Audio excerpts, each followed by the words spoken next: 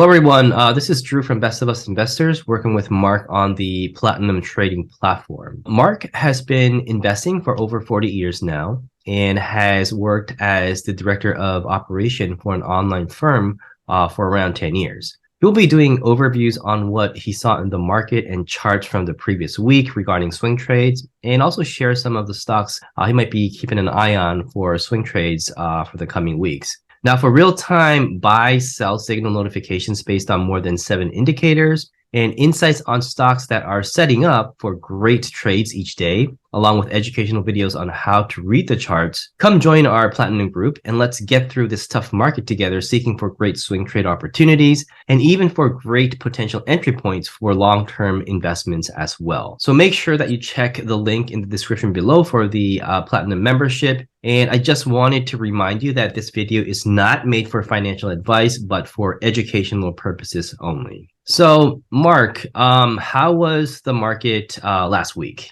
Markets was pretty volatile this week. We had Chairman Powell came out and he spoke. And when he spoke, we had a huge spike in the market. And then today on Friday, of course, we had the jobs numbers which came out at 263,000 jobs were created, and they were expecting 200,000. Normally, we'd be happy with, more people in jobs, but the Fed wants to increase the unemployment rate and slow down the economy. So the market right away overreacted, and we had a huge sell-off. And as the time of this video, we've seen the market come back. So it's very volatile out there. Seems like the market just is in anticipation of whatever the Fed's going to do. And we just go from one Fed speaker to the next Fed report, and it just goes all over the place. And to me, the fundamentals of the market have been thrown out, and we're trading on news. Right. Was there any great trades that you wanted to share from the previous week? It's difficult to find good swing trades when the market is still in a bearish trend. Now we do see, in the S&P that we're trading above the 200-day simple moving average off and on. We haven't confirmed that yet, and we'll show you a chart on that. But we did get into a trade with Juniper Networks, which is symbol JNPR.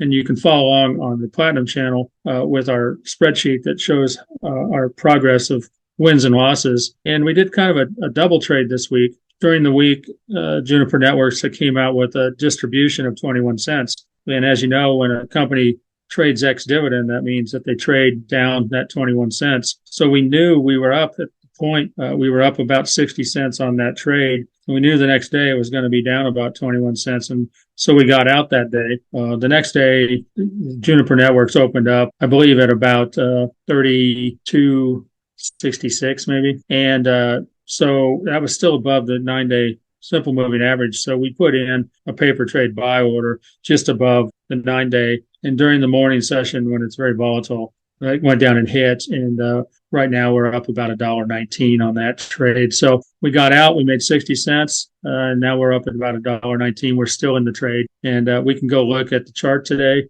And we can go look at our spreadsheet to show how we got that done. So here we see that we had a dividend. You can see it on the chart right here. It was going to be on Wednesday. And we got into this trade approximately right back in this area back here. And right here, we got in on this trade at 31.44. This is the current trade we're in. So we were a little bit lower than this. When we came in and saw that the dividend was coming in, we had a little bit of a spike up on a wick, and we caught a 60-cent trade up here. I think we got out at 32.04, so we made about 60 cents. The next day, this is where when the market opened, the 9-day simple moving average, I believe, was at 31.52. We put in a stop limit or a limit order to buy at 31.54, just above that. You can see it. We went past the 9-day, it hit, and then it finished the day up because this was the day that luckily that Powell spoke and everything went up. The next day, of course, we put in some stop limits. I put them in pretty low down in here so it wouldn't hit, and we had a down day. And then today, this is the day that we got the jobs report. You can see that the wick came down just above the 9-day simple moving average. We had our stop limit right under that in case it blew through. Normally, the 9-day, the 20, the 50s, the 200s, they act as resistance on the bottom side, or support on the bottom side and resistance on the top. So in this case, it as of right now, this hit and went back up, and now we're at 32.76. We got into this trade at 31.54, so we're still up on this trade. You can still see we still have about 7% to the upside on Juniper Network. So all of our guidelines that we follow that are listed on the Platinum channel are still pretty much intact, as you can see. And so that's why we're still in this trade. So that was a double swing trade this week on the same stock, and we're doing pretty well. You got into that, and just the first trade we had alone would pay for your Platinum membership for next month. We made $60 on that, and now we're still up, $100 and some dollars on the second trade. So on the Platinum channel, we have a tracking spreadsheet that shows our buys and our paper trade buys and sells and how we do. And this week you can see Juniper Networks, and we got into Juniper Networks at 31.44 on the 21st of November. We got out with a stop limit at 32.04 on the 29th. We made 1.91%, 60 cents in 8 days. And the reason we got out is because the next day we were trading ex-dividend, and we knew that the price would be down for sure. So we came back in the next day. We saw where it was going to open up. We put in our stop, our limit order to buy just a little bit above the 9-day simple moving average. It went down and hit at 31.54, so basically 10 cents above where we were before. And now you can see we're at 32.71, so we're up about $1.17 a share, or another $117 just for this week. So if we look over, we can see we track our paper trade profits by month, and in the month of November, we're up about $3,543. Since we started in July doing paper trades, we were up about a little under $9,000. So there are a few losses. You can see we have 4 of them in here, but for the most part, we're doing pretty well so far this year, and we're looking for a good December too. All right, Mark, thank you for sharing the Platinum spreadsheet. So because we're in a bear market, it's really hard to find these good trades. But if the market pivots, or it goes for, or if we have a bull market, do you think that we will have much more profits with these swing trades on the Platinum members that we are showing? It's always easier to trade when the market's going up as opposed to when the market's bearish and going down.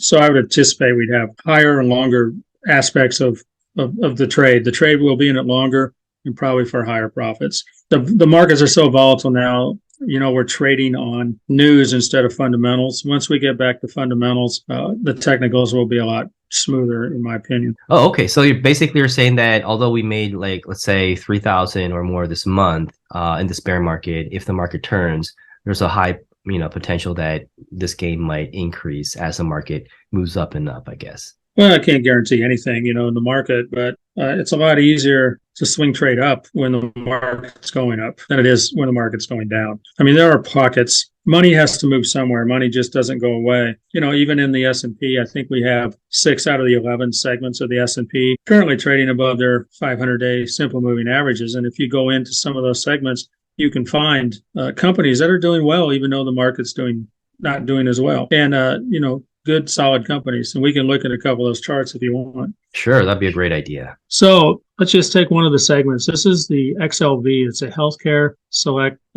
sector spider ETF.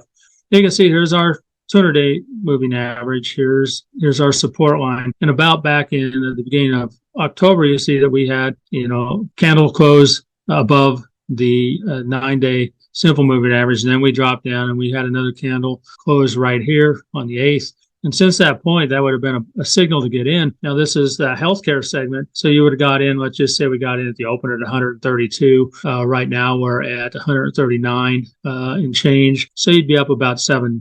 But if you go inside this ETF and look around a little bit, you can find other companies within here. Now, here's Johnson & Johnson. You can see back about the 15th of October, we had a 1 candle close above the 9 and the 200-day. And if you got in at that point at 172, today we would be sitting just above the 9 again, but we'd be at 177, so about $5 on that. So there are swing trades you can get into even in bad times, and you just have to have the time to put in the effort to go and find these trades. So here's the XLB, which is the material select sector spider. And you can see that we had a 1 candle close, above the 9 after it crossed over the 200-day here on the 22nd of November. And if you would have got in, let's just say it opened 80, 86. Today we're trading at about 83, 37, so up about $3 in a matter of several days. But again, this is another sector where you can get into, and let's go inside and see if there's any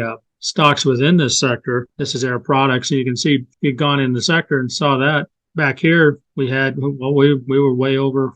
We're way back here. If you had gotten in back here, let's just say at this day here, we're above the 9, we're above the 50, we're above the 20, we're above the 200 right here, and you were in at $252, and you would have remained in this entire time. And today we're at $316 on Air Products. Come down here, you can see we're right along the top of the MACD because we are gaining up of the scale. You can see this scholastics moved up, and you can see how long that an RSI can go along what they call the overbought line. You can go on this for a long time. It doesn't mean that you have to sell every time you hit an RSI at 70 or higher. So that's why we use all these indicators along with the trend lines to tell us when to get in or to stay out. Now, this would have been a good trade also. And this is during, a very volatile market, but every day, even with the downs, you follow our guidelines and you stay in, and you can make some good paper trades on these stocks. I'm always impressed that, you can make money